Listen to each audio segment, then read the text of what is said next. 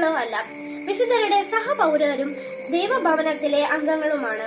അപ്പസ്തോലന്മാരും പ്രവാചകന്മാരുമാകുന്ന അടിത്തറമേൽ പണിതുയർത്തപ്പെട്ടവരാണ് നിങ്ങൾ.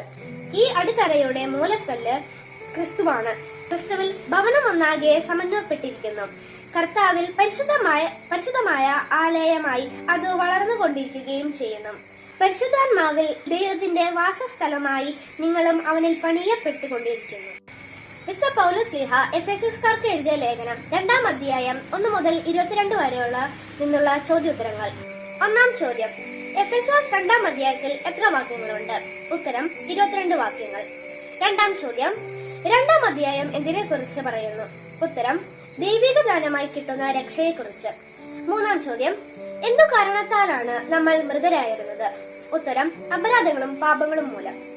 4-ാം ചോദ്യം: അനുസരണക്കേടിന്റെ മക്കളിൽ പ്രവർത്തിക്കുന്നത് എന്ത്? ഉത്തരം: അരൂപിയായ അന്തരീക്ഷ ശക്തികളുടെ അധ്യക്ഷൻ. 5-ാം ചോദ്യം: എങ്ങനെയാണ് നമ്മൾ രക്ഷിക്കപ്പെട്ടത്? ഉത്തരം: വിശ്വാസം വഴി കൃപയാൽ.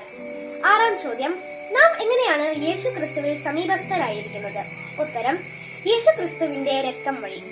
7-ാം ചോദ്യം: എങ്ങനെയുള്ള അടിത്തറമേൽ പണിതുയർത്തപ്പെട്ടവരാണ് നാം?